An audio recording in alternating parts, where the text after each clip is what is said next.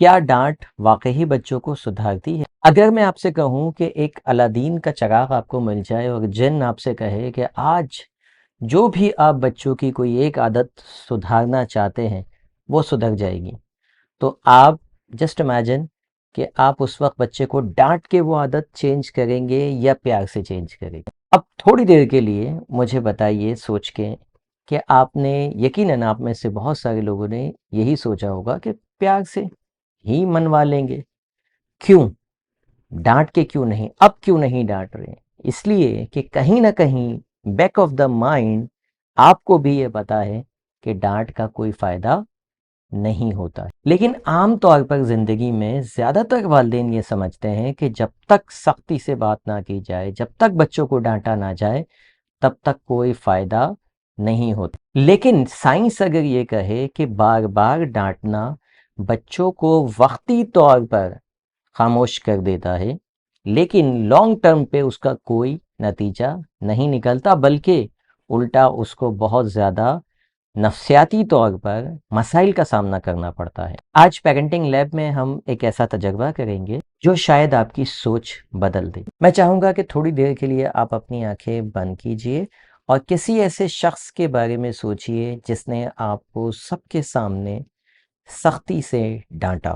صرف 10 سیکنڈ کے لیے وہ منظر یاد کریں، آنکھیں بند رکھیں اور اسے یاد کریں۔ اب اپنے جسم پر غور کریں۔ کیا دل کی دھڑکن بدلی؟ کیا سینے میں بوجھ سا محسوس ہوا؟ کیا شرمندگی یا خوف محسوس ہوا؟ اگر ایک بالغ انسان صرف یہ یاد کرنے سے اپنے جسم میں ان منفی کیفیات کو محسوس کر سکتا ہے، تو سوچئے ایک معصوم چھوٹا بچہ اس لمحے کو کس طرح محسوس کرتا ہوگا۔ جب بچے کو بار بار خوف، چیخنے یا سخت ڈانٹ کا سامنا ہوتا ہے تو اس کا دماغ سب سے پہلے خطرے کو محسوس کرتا ہے۔ ایسے وقت میں اس کی توجہ سیکھنے کے بجائے خود کو محفوظ کرنے میں لگ جاتی ہے۔ اسی لیے بہت سارے بچے ڈانٹ کے بعد خاموش تو ہو جاتے ہیں، لیکن وہ یہ یاد نہیں کر پاتے، یہ سیکھ نہیں پاتے کہ انہیں ڈانٹا کس وجہ سے گیا ہے اور انہیں اس غلطی کو سدھارنا ہے۔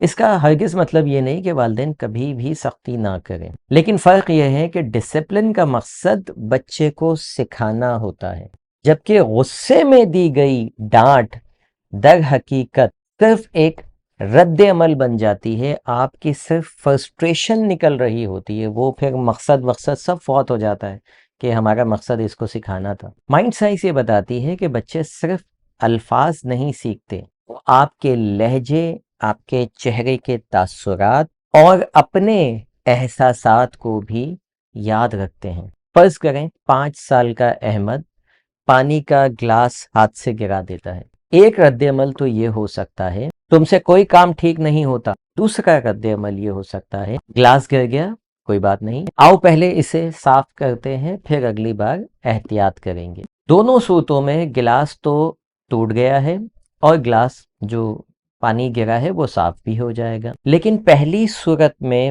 بچے نے اپنے بارے میں کیا سیکھا؟ لیکن ذرا سوچئے کہ پہلی سچویشن میں بچے نے کیا سیکھا اور پھر دوسری سچویشن میں بچے نے کیا سیکھا؟ یہ دونوں سوالوں کا جواب آپ مجھے کامنٹ میں لازمی دیجیے گا۔ بیسیکلی یہی فرق، ان دو سوالوں کا جو فرق ہے نا، یہی بچے کی شخصیت بناتا ہے۔